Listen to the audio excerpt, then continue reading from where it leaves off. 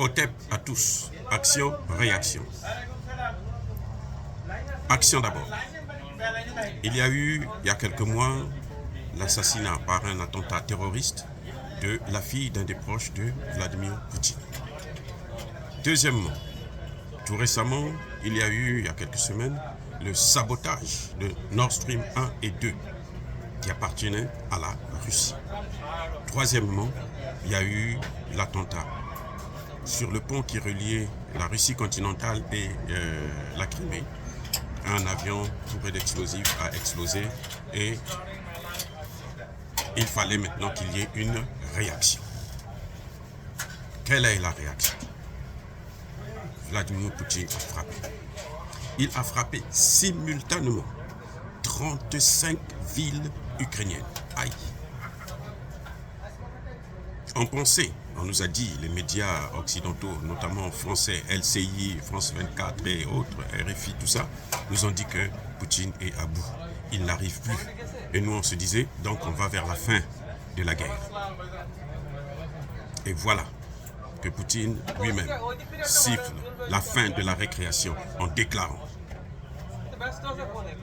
que chaque fois qu'il y aura encore des actes d'attentat, il frappera aussi sévèrement que possible. Et là, c'est 35 villes irakiennes qui ont été simultanément frappées. 83 missiles de croisière. Incroyable. Du jamais vu dans l'histoire de la guerre. C'est étonnant.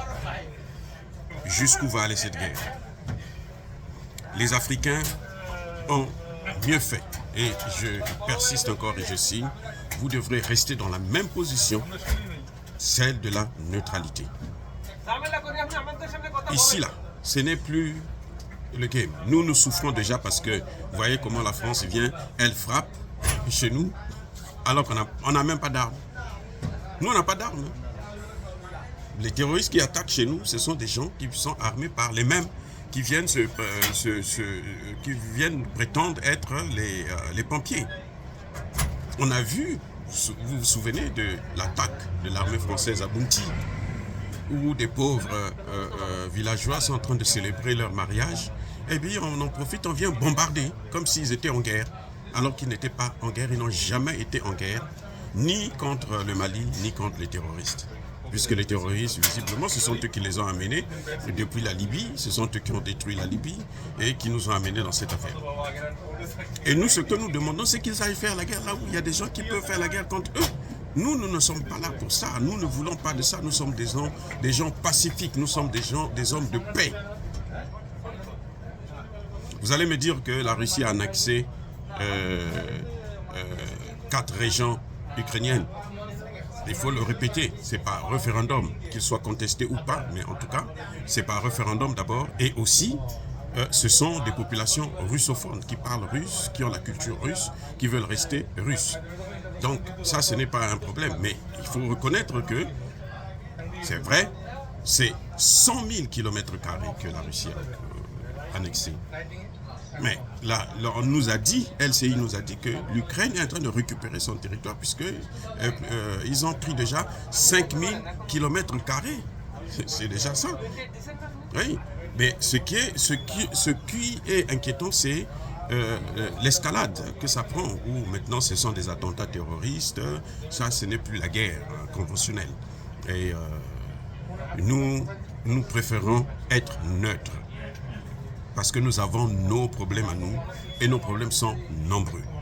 Mais il faut tirer la leçon. Puisque nous voyons que cette guerre nous a entraînés dans le manque, dans la pénurie du pétrole, raffiné bien sûr, dans la pénurie des produits alimentaires, le blé, les céréales et autres. C'est une opportunité pour l'Afrique de commencer à produire le blé, les céréales, les engrais. Nous avons toute la matière première nécessaire pour cela. C'est comme le pétrole. Nous avons le pétrole, mais alors assez pour couvrir nos besoins. Il faut que maintenant qu'on passe vers une deuxième étape, c'est la raffinerie. Voilà ce que je propose aux chefs d'État africains. Mais dans cette guerre, nous devrons nous mettre de côté parce que c'est nous qui avons tous subi, que nous subissons toujours. Nous avons subi l'esclavage, nous avons subi la colonisation, nous avons subi la néocolonisation. Nous subissons maintenant la recolonisation, l'envahissement avec les bases militaires tous azimuts qui poussent comme des champignons, des bases militaires étrangères bien sûr, que nous ne voulons pas. Et tant pis pour les populations, on les tue.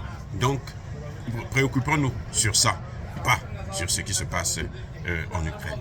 Les Européens ont toujours voulu la guerre, ont toujours cherché la guerre. C'est pour ça que Dieu leur envoie la guerre sur leur propre territoire. Nous ne voulons pas la guerre. Nous n'aimons pas la guerre. Nous ne sommes pas faits pour la guerre. Ils n'ont qu'à rester avec ça en Europe. Ils n'ont qu'à rester avec leur base militaire en Europe. Qu'ils nous laissent tranquilles. Nous allons nous battre nous-mêmes contre ces terroristes et pour régler nos problèmes primaires, qui sont l'alimentation, le logement et autres. Abou, Abia, j'ai dit.